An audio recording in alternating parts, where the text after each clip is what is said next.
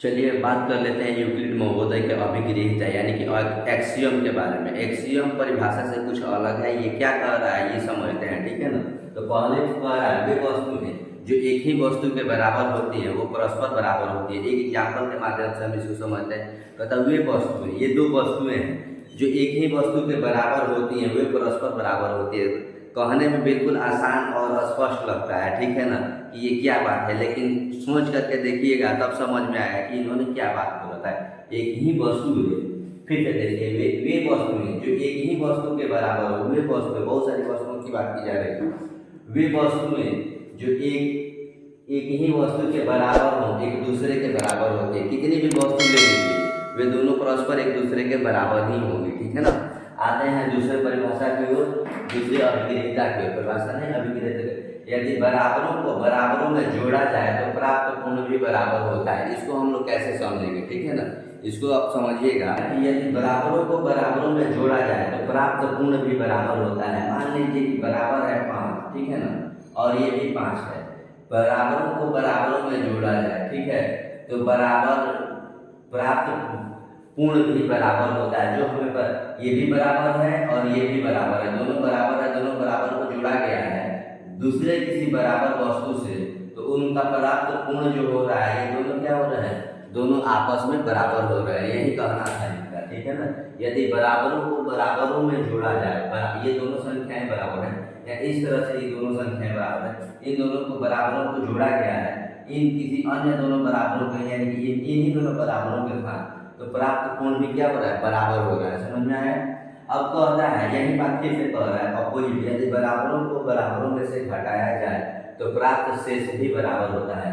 अब देख लीजिए, यहाँ पे हम लोग अगर इसको घटाते हैं, ठीक है ना, बराबरों को बराबर में से घटाते हैं तो हम लोग को जो प्राप्त शेषफल प्राप्त हो रहा है, क्या हो रहा है, बराबर भी प्राप्त हो रहा है। यानी कि ये दोनों क्या हमें प्राप्त हो गया, बराबर शून्य आया।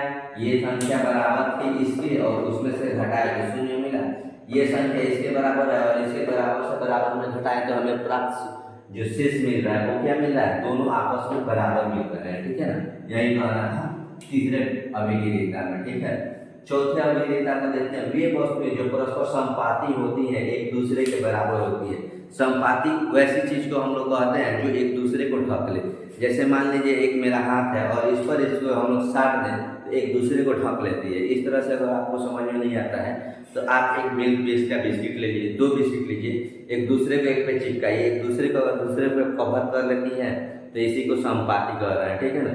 तो वे वस्तुएं जो परस्पर संपाती होती हैं, एक दूसरे के बराबर होती है, सीधी सी बात है। चलिए अगले पॉइंट की ओर बढ़ते हैं। कहता है 5वां नंबर, पूर्ण अपने भाग से बड़ा होता है। मान लीजिए कोई पूर्ण वस्तु है, ठीक है ना, और इसका आधा भाग है, आधा ये भाग इधर रखा हुआ है, तो ये हमेशा जो है ना, ये भाग बड़ा होगा और ये छोटा होगा, यानी कि एक अपने भाग से हमेशा बड़ा रहेगा, ठीक है।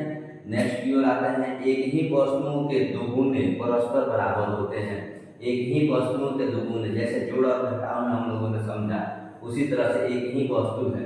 मान लेते हैं एक वस्तु है ये, ठीक है, मान लेते हैं एक वस्तु 4 है, इसके दुगुने क्या है, 8 है, ठीक है ना। एक ही वस्तु कह रहा है तो इसके भी दुगुने क्या होगा, परस्पर बराबर होते हैं। समझ में आया।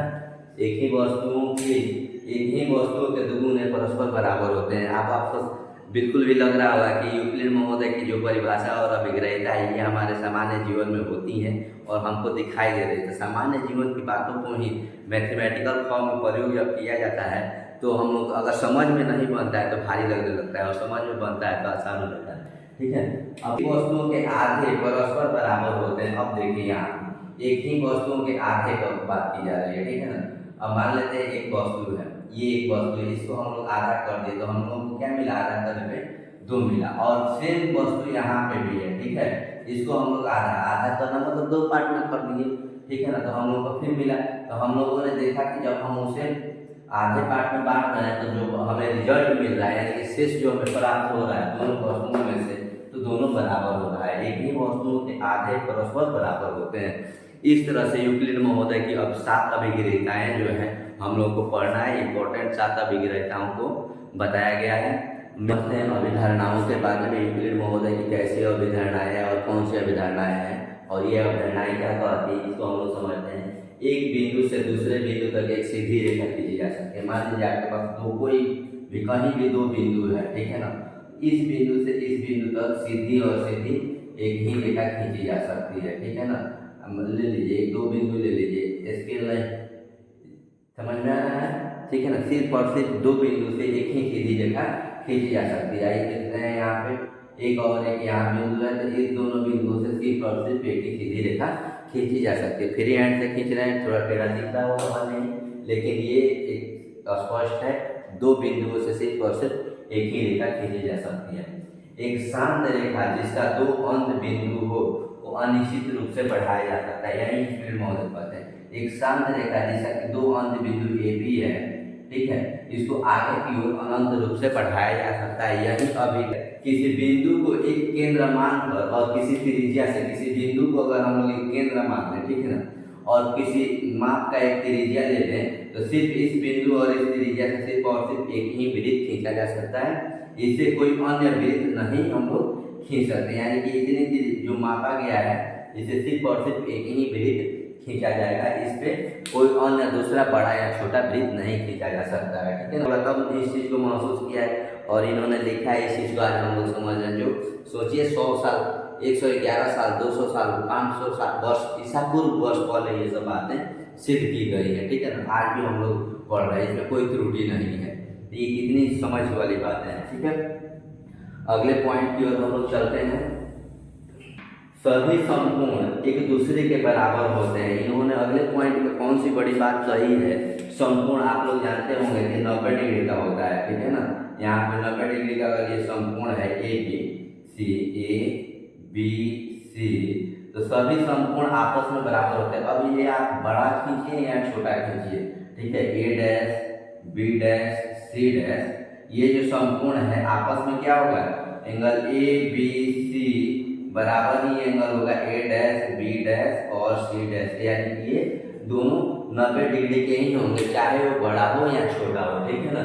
ये चार यूक्लिड महोदय की जो पांचवी अभिधारणा है बहुत गणितीय रूप से बहुत ही इम्पोर्टेंट है, ये बहुत सारी चीज़ों को साबित करती है, ठीक है ना। कह रहा है पहले इसको समझते हैं, पढ़ते हैं, उसके बाद आप वीडियो को समझ में नहीं आए तो बार बार दोबारा देख सकते हैं रिपीट करके। एक सीधी रेखा, यदि एक सीधी रेखा, ठीक है ना, तो पहले हम लोग एक सीधी रेखा को लेते हैं, ठीक है, पहले हम लोग एक सीधी रेखा को लेते हैं, फिर आगे बात करते हैं। क्या कह रहा है कि यदि एक सीधी रेखा दो सीधी रेखाओं पर गिर करके, मान लीजिए ये सीधी रेखा किसी दो अन्य सीधी रेखाओं पर गिरी हुई है, ये एक सीधी रेखा हो गई और इधर से कोई अन्य हम लोग सीधी रेखा ले ले, ठीक है ना। तो दो अन्य सीधी रेखाओं पर गिरी हुई है, गिर कर अपने एक ही ओर, यानी कि इस ओर या इस ओर, ठीक है ना, एक ही ओर कह रहा है, दो अंतःकोण इस प्रकार बनाए कि इन दोनों कोणों का योग मिलकर दो समकोण यानी कि 90 प्लस 90 डिग्री यानी कि 180 डिग्री, ठीक है, दो कम हो, यानी कि ये दोनों मिल करके 180 डिग्री से कम हो, तो वे दोनों सीधी रेखाएं अनिश्चित रूप से बढ़ाए जाए, तो ये दोनों सीधी रेखाएं आगे कितना भी बढ़ाते जाएं तो जाने पर उसे बढ़ाए जाने पर उसी ओर मिलती हैं जिस ओर यह योग दो समकोण से कम हो।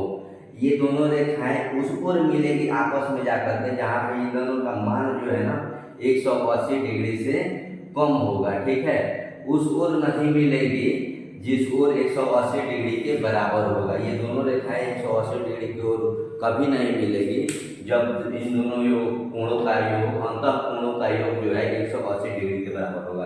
किस ओर मिल सकती हैं, तो जिधर इन दोनों का योग, अंतः कोण का योग 180 डिग्री से कम होगा उधर मिल सकती है, यानी कि इनका जिधर झुकाव ज़्यादा होगा उधर मिल सकती है। एक रॉफ में फिर क्वेश्चन पढ़ेंगे तो इसको देखेंगे, ठीक है ना। इस तरह की इन्फॉर्मेटिव वीडियो के लिए इस चैनल पे बने रहिए। आप हमेशा याद रखिए, ज्ञान बांटने से ज्ञान बढ़ता है। इस चीज़ को वीडियो को ज़्यादा से ज़्यादा शेयर कीजिए कि आपका अगर ज्ञान बढ़ा तो दूसरों का भी ज्ञान बढ़े।